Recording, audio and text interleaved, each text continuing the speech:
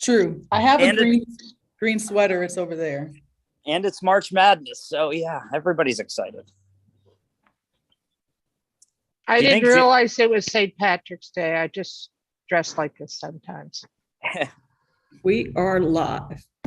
All right. I would like to welcome everybody to our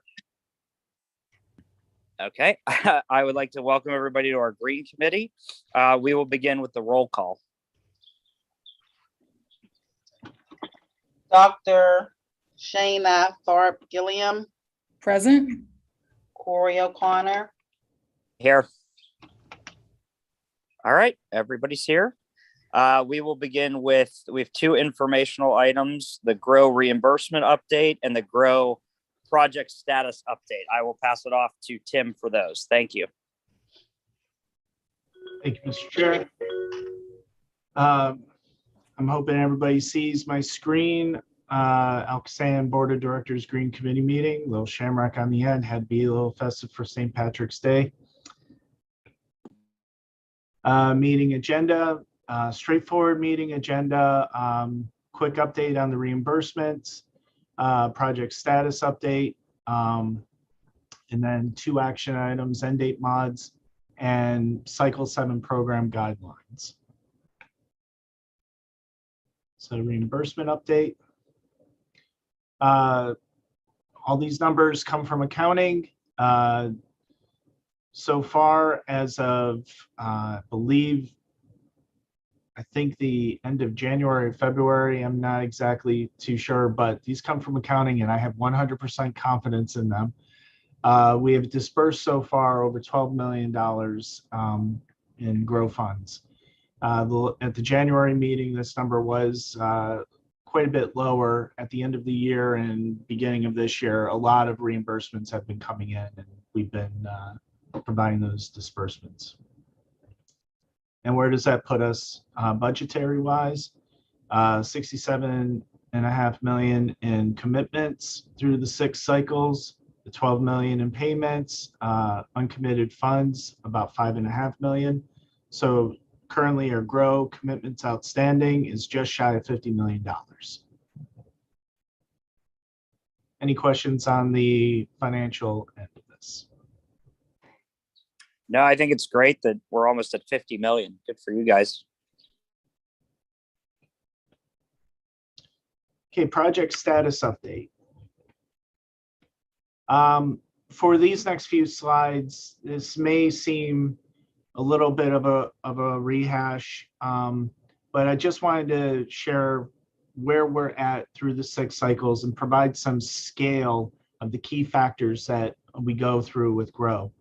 On this slide, I've got the 5 categories: green stormwater infrastructure, inflow infiltration projects, sewer separation, direct stream inflow reduction, removals, and system optimization projects.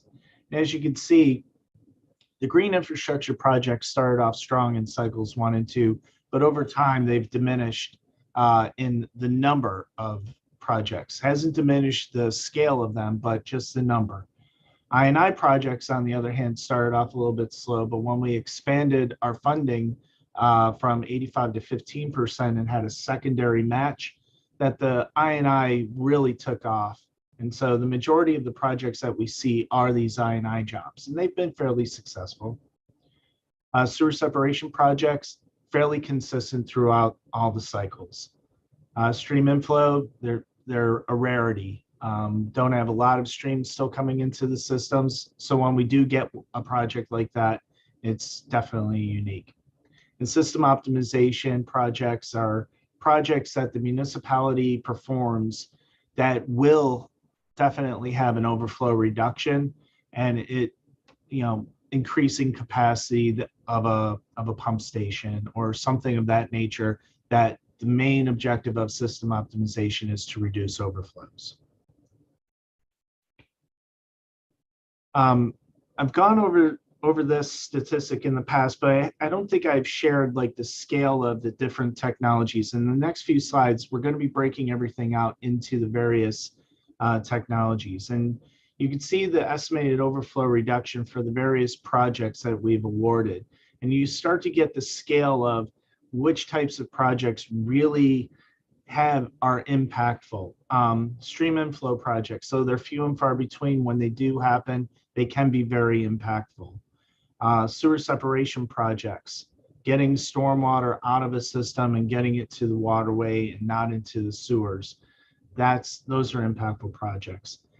I&I and green infrastructure projects, though still good, are impactful and definitely still worthwhile to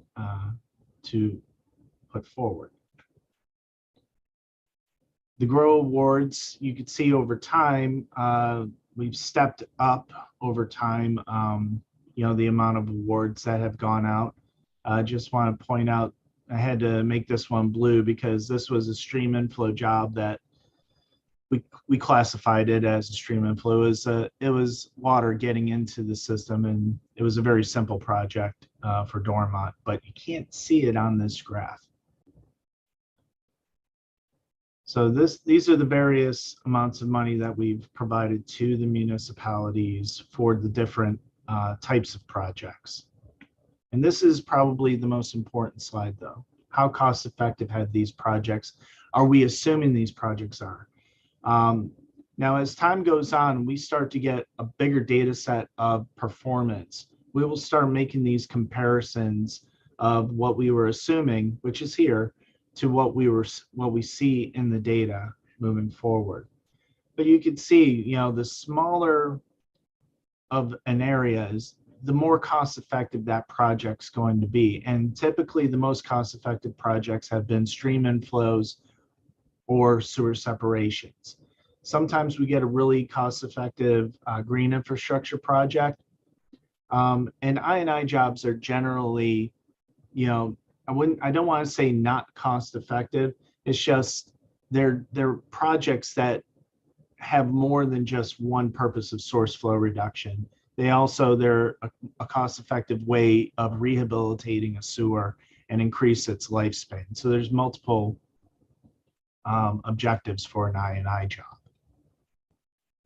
Okay, were there any questions on those three categories of estimated overflow reduction per type of project, GROW awards, or cost effectiveness for the projects?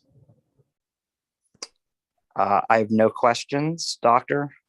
Yeah, this is the exact type of visual that that we need to see in order to really understand the effectiveness, the cost effectiveness of this type of work. So, when I saw those first two slides, I was like, I'm just going to wait because I knew that you had that third slide. So this is exactly what we needed to see. Thank you. You're welcome. All right, seeing that. Oh, sorry. I thought, are you almost done Sorry. with this? We've seen this slide before. This was shown in January. I did want to share with the committee that the applicants have to provide us with periodic progress reports. And so though the colors on the screen still reflect what was turned in back in October, I wanted to let the committee know that the due dates for the next 2022 progress reports are going to be those dates you see in the lower left-hand side. So as we get more progress reports and we can report on that, I just wanted to let the committee know that, we have some due dates coming up. But I also wanted to show that we have, since the last time, 10 more final reports that have been submitted. 9 of them have been reviewed.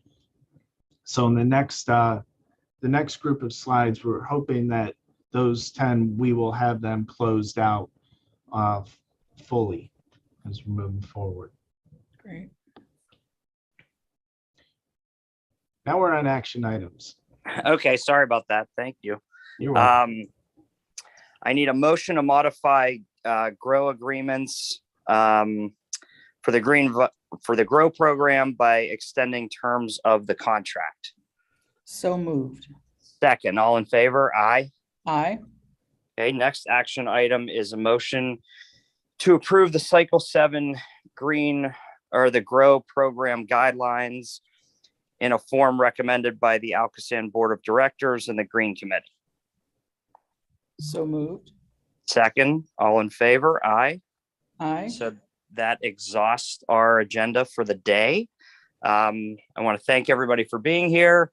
In case the board doesn't know, and the executive director can support us on this, at the big award ceremony the other day, Dr. Gilliam did see that I was wearing On shoes and thought that they were appropriate to wear at all events.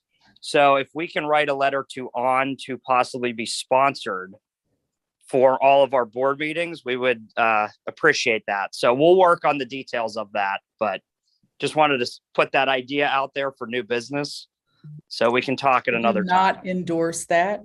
I did not agree to that. Well, I took a shot. With that, we will adjourn this meeting, and we will see